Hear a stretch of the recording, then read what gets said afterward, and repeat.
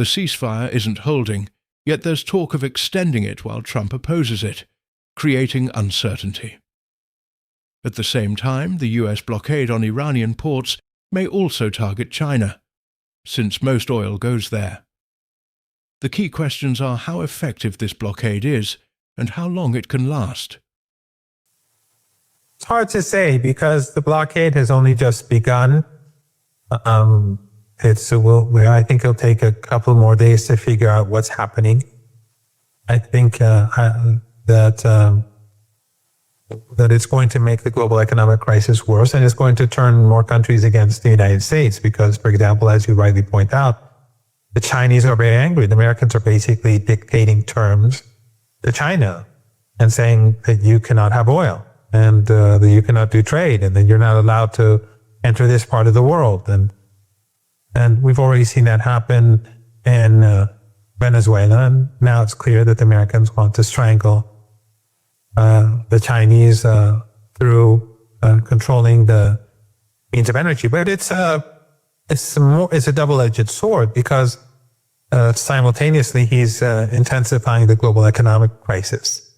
And for U.S. allies who are much more vulnerable than China, this is going to be catastrophic, and the catastrophe is going to happen earlier, sooner, quicker, because now nothing, or at least the plan is to have nothing leave the Strait of Hormuz. Iranians have also, by the way, as I'm sure you know, said that they will, if this blockade continues, they'll start striking ships in the Red Sea, and they'll block the Red Sea and the Gulf of Oman.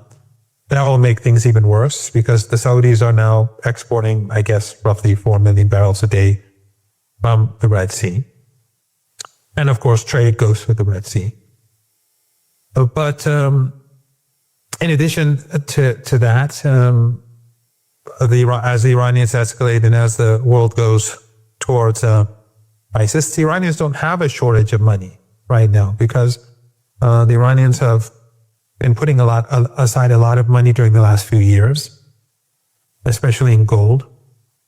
But also the Iranians have made a lot of money during the past few months, ever since the United States began increasing its presence in the region, and then during the war.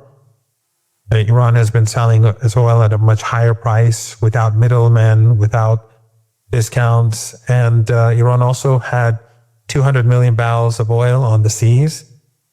And it sold about half of it now. And it still has another 100 million barrels, which it will probably sell within a few weeks. And that's a huge amount of money. That's itself, I guess, 2 months of Iranian exports of oil. So, but it does indicate how little oil is left on the market. Extra oil is all disappearing. Russian oil on the seas was not as much as Iran, but they also had oil in tankers on the sea. They've finished all of that. They've sold theirs. Iran has sold half of its oil. So, this just shows how bad the situation is going to be shortly with regards to all energy-related items and helium and energy-related commodities, and this is when the factories run out of helium and run out of LNG, and when agriculture faces a crisis because of a shortage of fertilizer and all that, I think then we're going to see dramatic change. At the moment, from what I'm hearing from people who understand politics far better than I, is that this is the tip of the iceberg, and that we're moving very swiftly to a turning point where things will go downhill very fast. And Trump is intensifying the speed towards which we are moving in that direction. This could trigger a global economic crisis, especially as fertilizer shortages drive up food prices and fuel further instability. But beyond economics, the key question is whether the US is willing and able to escalate into a high-intensity war with Iran, given the blockade, military build-up, and potential risks. Well, the Iranians are expecting a major assault, and they are preparing day and night. And they too, like the Americans and the Israelis, are rearming and reorganizing and preparing defenses and preparing offensive capabilities. So Iran does not, it doesn't see the negotiations as necessarily serious at all, and that most probably the Americans are buying time. The Iranians are naive, as I said before. Before the 12-day war, many thought Iran was caught off guard. Iran wasn't caught off guard. Iran had to negotiate for the sake of its own, so that its own people, first and foremost, would see that we tried. Because if we did not negotiate and the U.S. would assault, Western media, like the Washington Post, which is right now calling for the assassination of negotiators, they would be the first to say, well, if the Iranians had negotiated, we wouldn't be where we are. They're never going to blame the aggressor. They're going to blame the victim. And then a part of global public opinion would be affected, but most importantly, Iranian public opinion, part of it would be affected. If we want to make sure everyone is on board. And that was true about the 40-day war, the Ramadan war. And that's true now. So the Iranians are going to definitely continue engaging with negotiators, but Iran's not naive. And as we saw, when the Israeli regime began hammering Lebanon, Iran cut off, it stopped its side of the bargain. It said, well, nothing is going to leave the Strait. What we promised to do to increase the number of ships going through the Strait of Hormuz, that stops. So ultimately, by violating the ceasefire, the United States is hurting itself more than it's hurting Iran. The Israeli regime is hurting the global economy more than it's hurting Iran or Hezbollah. And by doing that, the Israeli regime is being viewed across the world as the reason for global misery and the rising hardship that we're seeing across the world.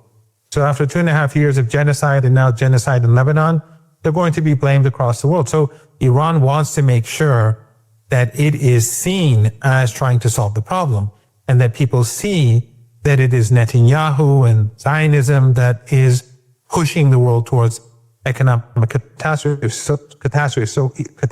So Iran is preparing itself for war. But every day that goes by where we have a ceasefire, this is putting more pressure on Trump because the global economic crisis is approaching. Now, we don't believe that Trump will disobey Zionists. The Zionists, they're the ones in charge. They're in control. And so is Netanyahu through the Zionists. The only way in which we can bring about change is to put so much pressure on Trump, economic pressure, that he is forced, or the U.S. government is forced, or some Zionists in the United States are forced to prioritize America over Israel. In other words, to make it so painful that they say, no, we cannot continue listening to Netanyahu. The cost has gone the cost is too high. But still, we believe that there will be a war. We believe that there will be a land invasion. There will be a massive attack on Iran, a massive act of aggression, and there will be propaganda talking, and from Trump's opponents and supporters, all of them will say how great, successful it was. They've captured here, they've captured there. Perhaps a couple of ships will, quietly or quickly pass through the Strait of Hormuz, and they'll announce some sort of victory. But it's not going to work. The Iranians are prepared. They're preparing further, and they will strike back. They'll destroy the facilities in the Persian Gulf, the oil and gas infrastructure, and everything else that's necessary on the other side of the Persian Gulf, and in a bigger way than last time around. As we saw during the last day of the war, Iran hit very, very hard. But there's also another element here, Glenn, and that is that we're approaching this is the end of spring. When the United States invaded Iraq in in 2003. And when it attacked Iraqi forces in Kuwait, those were carried out well before mid-April. And they were during the cool weather. In the next 4 weeks or so, the weather goes up very much. Then we enter that hot season. So you'll have sandstorms in the Arabian Peninsula, you'll have great humidity, and it will be very hot. Fighting under those conditions is very difficult. I have experience of that because during Saddam's war against Iran, I did fight in the south in the summer, and you can barely do anything during the day. It's very difficult. So I think that American troops will not be able to perform well under such difficult circumstances. And the damage done to American hardware, military hardware, will increase because of the humidity, the heat, and the sandstorms.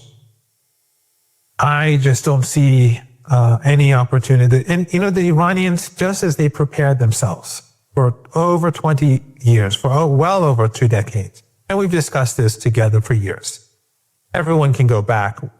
All the things that have happened, we've predicted before the war. Just as Iran prepared itself, and it has a huge missile and drone capacity, and when the war starts, you'll see Iran hammering them day after day after day again, 24 hours a day, both the Israelis and the Americans and the proxies in the region. But they've also prepared themselves for an American invasion. They haven't just prepared themselves for an American airstrike or an American air attack. They prepared themselves for a land invasion. So do the Americans really think that they'll just walk in and do what they want? They've already failed in their operation to steal Iran's enriched uranium. They will definitely fail on the battlefield. So the weather is no longer appropriate. It's sort of like winter in Ukraine, if not worse. The summer in the Arabian Peninsula is. And then imagine if there is war, then if they started striking Iranian targets or Iranian infrastructure, and we start targeting infrastructure on the other side of the Persian Gulf, if we strike their electricity in this weather, in the weather that we're going to have in the weeks ahead, everyone will have to leave. The Persian Gulf, these Arab regimes, the weather there is good for, let's say, 6 months a year, and terrible for 6 months, or good for 7 months, 6 months, something like that, and terrible for 5-6 months a year. So if Iran strikes their electricity, then everyone will have to leave, not over like a week. Everyone will have to leave immediately. All of these regimes will immediately collapse, especially since they're, the elites in these countries are so well off that they cannot tolerate any form of hardship.